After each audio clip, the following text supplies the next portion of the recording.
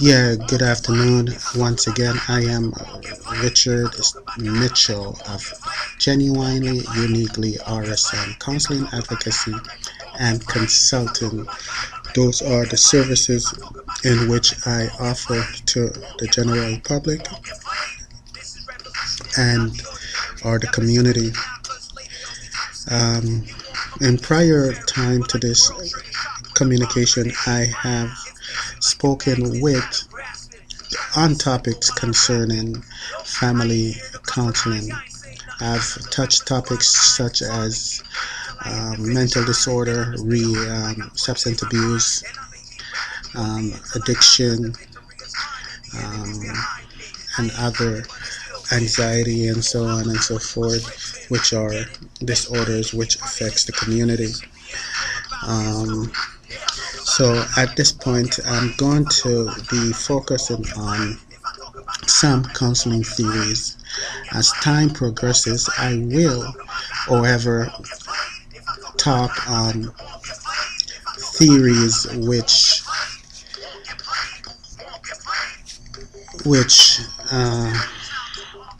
different therapists or psychologists, psychotherapists um, uses or psychiatry uses in counseling their clients.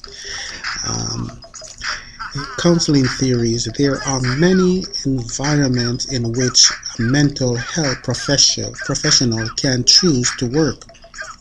For this paper, the venue the mental health professional will be working is per se a private practice. The professional's purpose will be exposed, purpose will be exposed, including the role they play in the counseling process and the type of clients that professional will likely encounter. While working in the venue, the counselor will choose to use two theories in this um, model: the Aldrian theory and the behavioral theory. Each theory will be explored, detailing the basic assumption of each theory they and how these assumptions integrate with the counselor personal philosophy, value, and life story. Consideration will be given to how these theories can be applied in various counseling settings and with different cultural backgrounds. Using current research on the two theories, a description and analysis will be provided of their effectiveness when working with specific population of clients with mental and emotional disorder. As a private practitioner, this profession decides that the client that will likely be seen by the counselor would include people suffering from depression, people who need marriage relationship counseling, include people suffering from depression, people who are at impose impasses in their impressed in their lives and need help.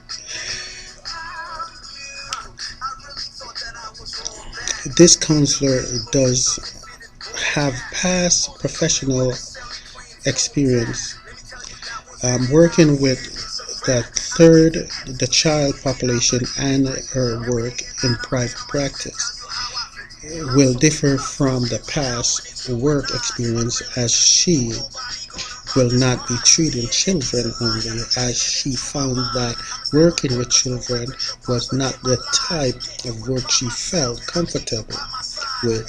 She will be focused on adult clients in her private practice and also be focus on using two particular theories of practice. As I said, Algerian theory and behavioral theory. One theory the council planned to use, as I stated before in this practice, is Algerian theory developed by Alfred Alder. Alder developed the first holistic approach to therapy. According to Alder, when we feel encouraged, we feel capable and appreciated, and will generally act in a connected and cooperative way.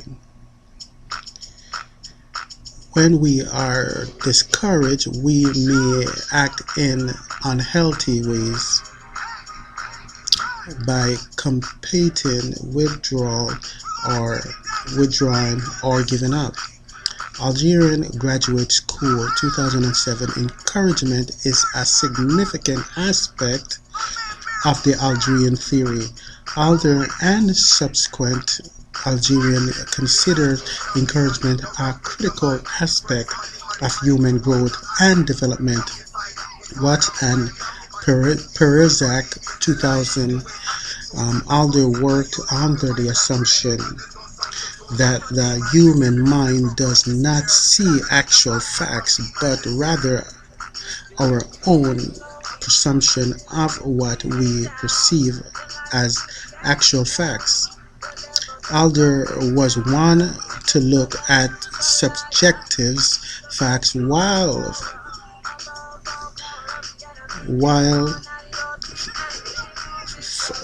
Friedman Ford was one to look at objective facts. Alder was not interested in facts per se, but the individual's perception of the facts.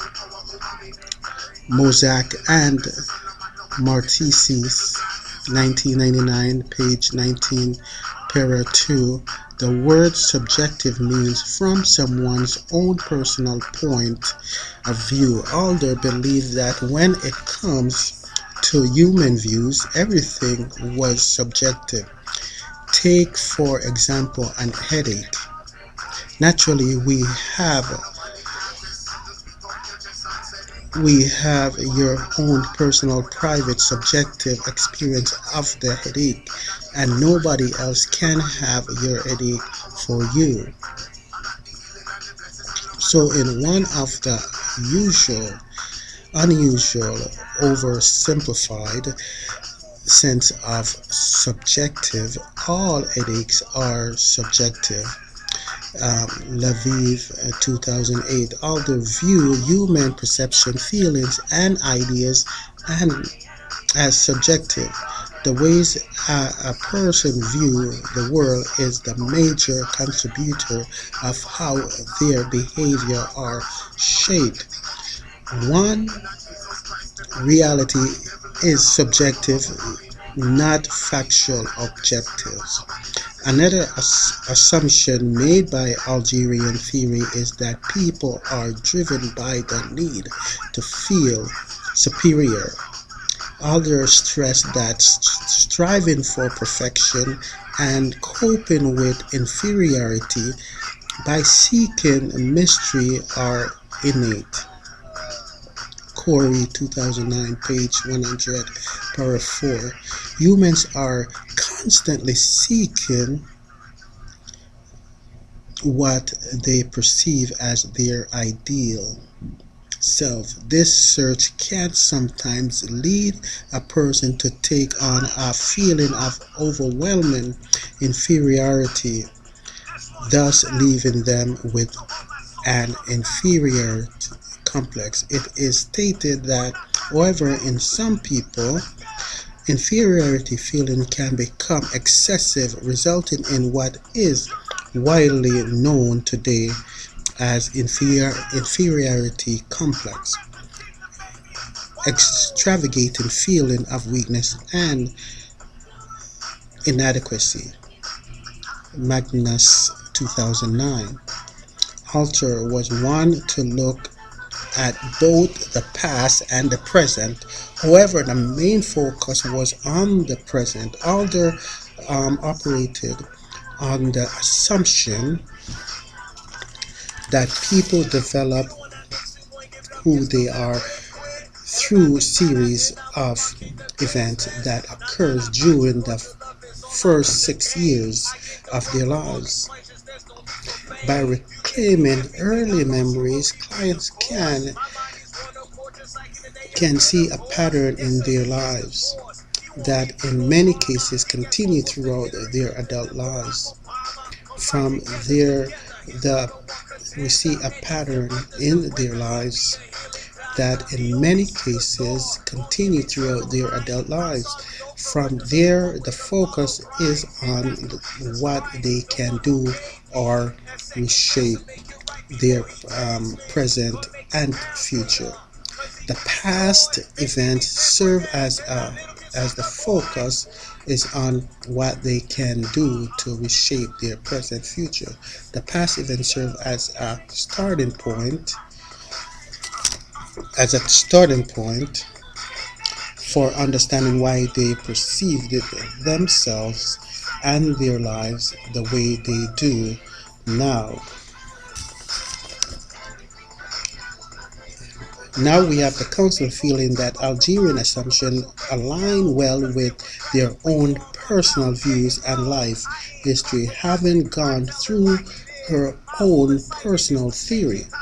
She was able to see where her early reco- um, recon- recon- recollection shaped her views on life and herself. Understanding these things have allowed her to understand how the things in her life can be changed and how she kept herself in a bad place because of her perception of what was real and what was not. The counselor was able to change her subjective views and by doing do heal herself in many ways. Now, as it is behavioral, let's now take a look at behavioral theory. The other practice the counselor plans to use in her practice is behavioral theory, which she feels is highly complementary to the Algerian theory. Behavioral theory practitioners focus on um, observable behavior, current determinant of behavior, learning experience that promote change, tailoring treatment strategies to individual clients, and rigorous assessment and evaluation.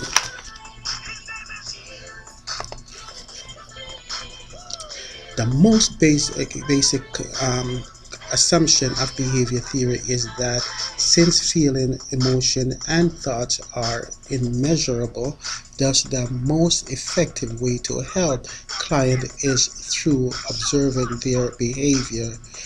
This can lead the counselor to being able to effectively help the client. The ethnos of behavioral approach arose from the inability of scientists to measure and evaluate the outcome of psychodynamic